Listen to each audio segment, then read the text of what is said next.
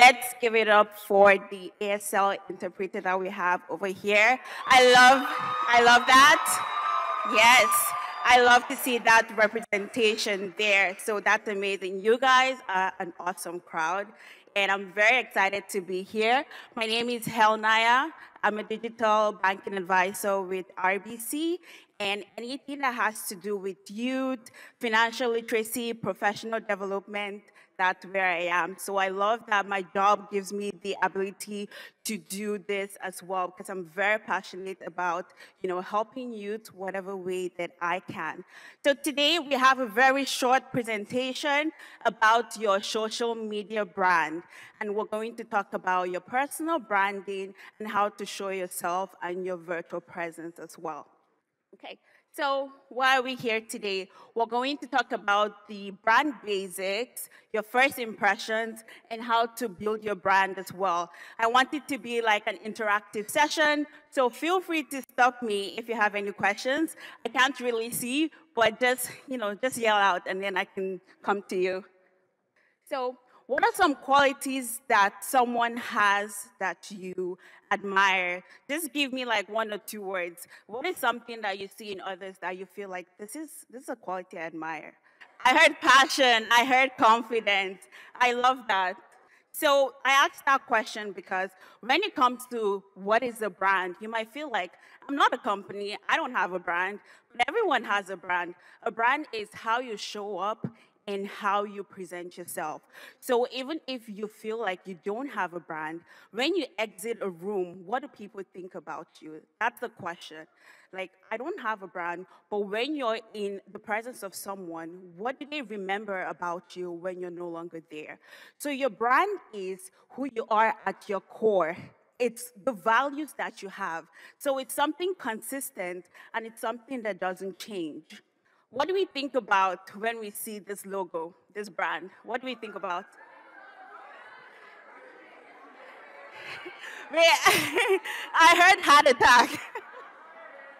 Okay, so we might think about McDonald's, and in our mind, we might say, well, McDonald's is not like a high-end brand, but McDonald's doesn't advertise themselves as a high-end brand, But it is consistent. Every time you go to McDonald's, you know the Big Mac is going to taste the same. That is a good brand, because that's what your brand should represent. It should represent who you are at your core, and it's something consistent. Okay, everyone has a brand, including you. So we talked about this already. So when you go somewhere, you want the person that perceives you to perceive you the way you want to be perceived. So if I say I'm a caring and compassionate person, I want that to translate so that the other person sees me as a caring and compassionate person. Because communication is 2 ways. I can say I'm this, this, and that, but if the person I'm speaking to is not understanding and interpreting me in that way, then I've lost them. So it's about how you present yourself, but also how others perceive you as well. Okay, so there's 3 parts to your personal branding.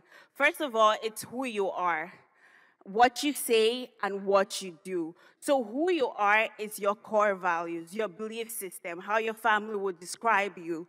Then what you say is things you say, like I come up and I say, I'm a person that loves to help youth.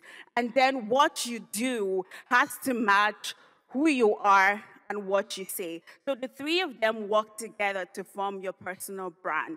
So when you say that this is what I do, you have to back that up by actually doing it. And that's how you keep your personal brand consistent, because you're able to deliver the same result each time because you're always doing what you say you would do. So I'll give you an example. It's like a friend. Every time you plan an event, they say they'll be there by 7. And they're always late. They're always there by 8. Trust me, I know. I have friends that are late too. So in your mind, the next time you plan an event, you're like, okay, the time is 7, even though the actual time is 8, because you know you're going to be late. Okay, that rhymed. I didn't mean for that to rhyme, but that rhymed. So what a brand is that if you don't do what you say you would do, it makes people lose confidence in you. And then next time that you say, yeah, I can do this, I'm volunteering for this event, no one will call you up for that because they don't actually believe that you're able to back up what you say. And that's why it's always good to be consistent and follow up what we say by what we do. So, diverting from personal branding, we're going to talk about your social media presence. So let's read what we have on the screen. Just by a show of hands, who would be comfortable posting this on their social media?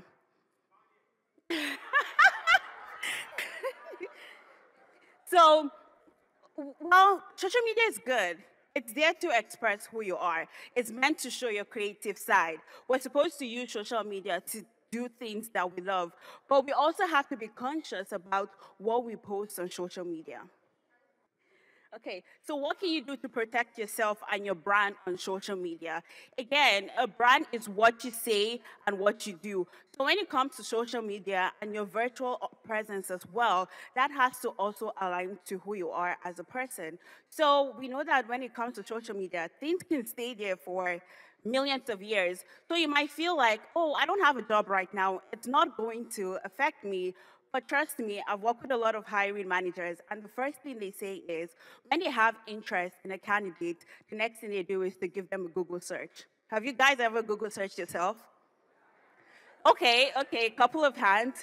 So when you Google search yourself, you might find something, maybe you were tagged in it, maybe it was from millions of years ago that you had no idea. It's always good to go through and make sure that the information out there about you represents who you say you are. So we're not saying to not have social media, but just be mindful of what you post. Make sure that the comments you leave and the kind of posts you have reflect who you are as a person as well. Again, so kind of like what I said, social media is there for you to use to express your skills and passions. So let's not shy away from that. It's also a working and living resume because if you have, for example, a YouTube channel, you might think that, oh, I just make a couple of videos, I just post it online, but that shows a lot of skills, transferable skills that you might be able to use in the future as well. So having that content, your learning skills like content making, digital skills, how to edit, things like that are skills you can use in the future as well. So what did we talk about today? We talked about your personal brand, how your values and your actions and what you say about yourself should always match. And then we talked about understanding your digital footprint as well. And then we finished up about talking about being important, being authentic about what you post and make sure that you're respectful when you're sharing content as well. So I'm going to finish up by this quote by Jay Danzy. It says, your smile is your logo, your personality is your business card. How you leave others feeling after having an experience with you becomes your trademark. So it's the feeling. When I have a conversation with you, how do I feel afterwards? What impact did you leave on me? We want that to be a positive impact. Did you add value to me by having that conversation? So it's about being intentional about how we want our presence to be felt even after we've left the room. And just some future launch resources here. We have Future Launch at Home. This is packed with lots of resources that you can use to develop your personal and professional self as well. Lots of courses you can take. We see Ripen there as well, and then also RBC Upskill. This can help you as well if you're not sure of what direction you want to take. It's really cool because it highlights your skills and it actually recommends a job for you based on the skills you have. Because I had a very cool conversation with one of the students here, and she said, I don't know what I want, but I know what I don't want. So you can start from there, start from the skills you have, and also see how those skills can translate into a future role for you. And then we have some resources here as well, and this is all available online, and this can be sent out as well for you if you're interested. They're all on the Future Launch website. So that's the end of the presentation. Do we have any questions? question is it wrong or right to use like a different social media account to enter like contests and things like that? Is that a question? A new account just for that? Well, I would say it depends on like what type of contents you're entering, right? If it's something good, if you're supporting a good notion, then there's no reason to create a whole separate account for that, right? Because like you said, it's about representing your true self and being authentic. So if there's no negative or ill side to whatever you're doing, then I don't see a need to create a different social media account, except you just want to do it for fun.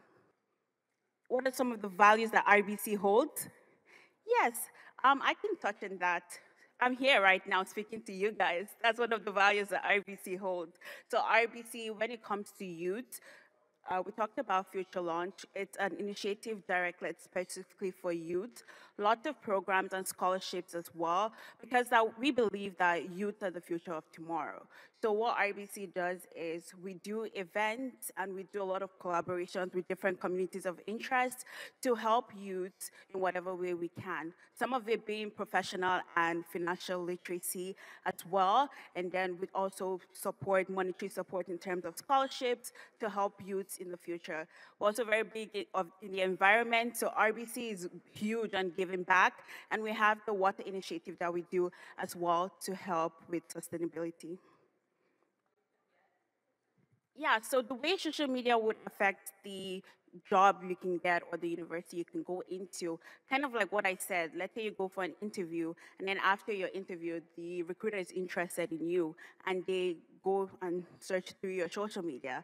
I mean, I've seen cases where they find something they don't like, or they find a post from before that shows that this is not the kind of person I want working at my company. And then because of that, you can actually get eliminated from the recruitment process. So your social media plays a huge, huge, huge aspect in the recruitment process because it shows who you are as a person, right? If you're comfortable posting things like that out there, knowing that people can see it, it's almost kind of like a judge of character. So that can actually eliminate you from future roles based on the type of content that you have out there. Yeah, so with RBC Future Launch, we have 3 different scholarships. I can actually read them. I have some notes about them here. Oh, I didn't bring it. That's fine. So we have the Indigenous Scholarship. That one offers $10,000 per year for up to 4 years. So that's open for Inuit and Métis as well. So that you can find through the Future Launch website. You can enter into that one as well. We have the Black Scholarship as well. That one also offers $10,000 for up to 4 years. That's $10,000 per year. That one, you do have to be nominated by one of the RBC community members to be entered into that, but it's definitely options. And then we also have the 500, 1,500 scholarships. That one's open to everyone, youth from age 15 to 25. So these are for people that are in school part-time or those that are not in school at all. If you're looking to develop yourself in a particular trade, RBC offers that scholarship. You can go towards like tuition and books, things like that available for you. So those are the 3 that we have through Future Launch. And when you go through the website, all the links are there with more information for you. Thank you so much, everyone, for listening to my presentation.